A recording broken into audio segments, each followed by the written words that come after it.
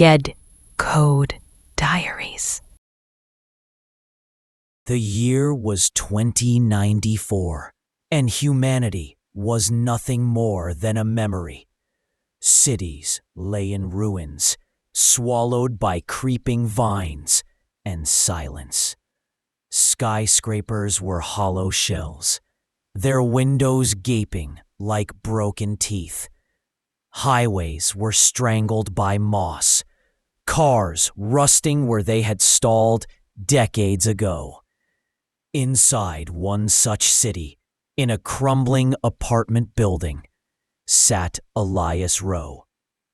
He was 43, unshaven and thin from years of scavenging. His apartment was the only lit room in the building, powered by a hand-cranked generator and a dwindling stash of batteries. He had books, canned food, and water collected in plastic tubs from the last time it rained. Every night, he told himself the same thing. I am the last person alive. I am safe because there is no one left.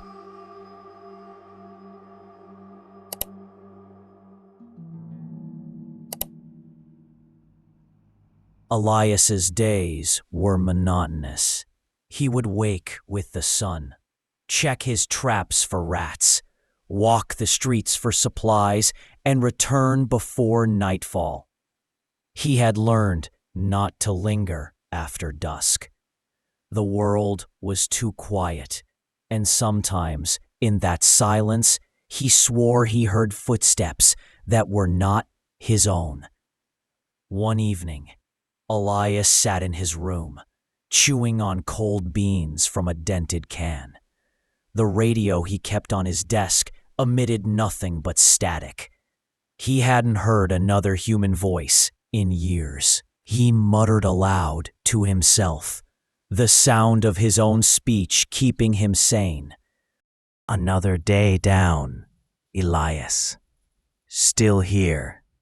Still alive.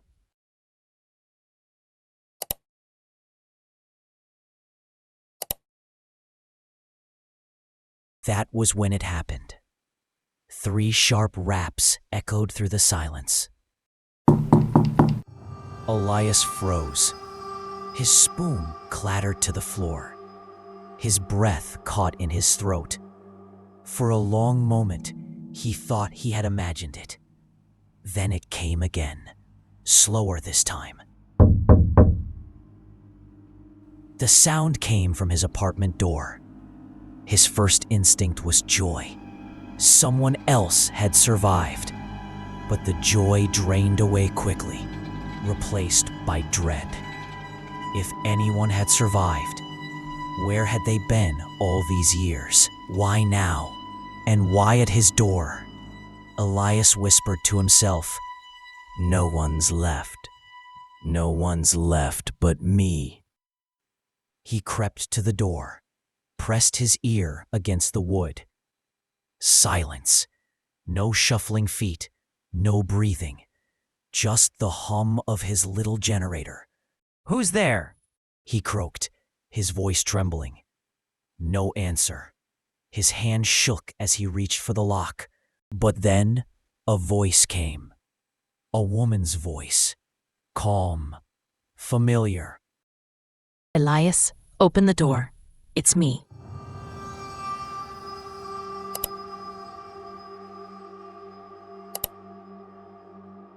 His blood ran cold.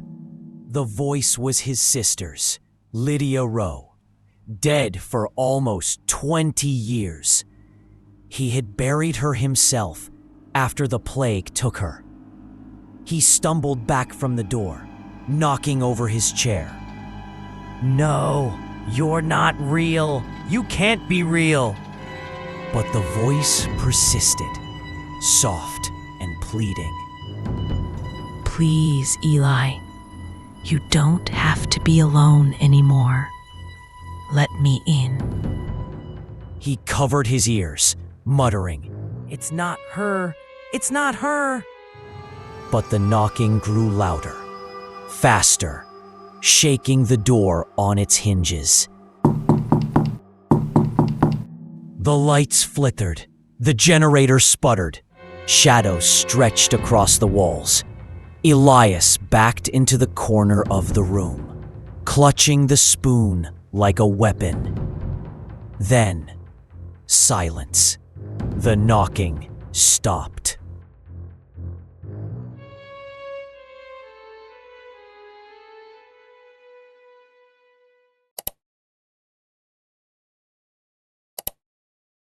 Hours passed.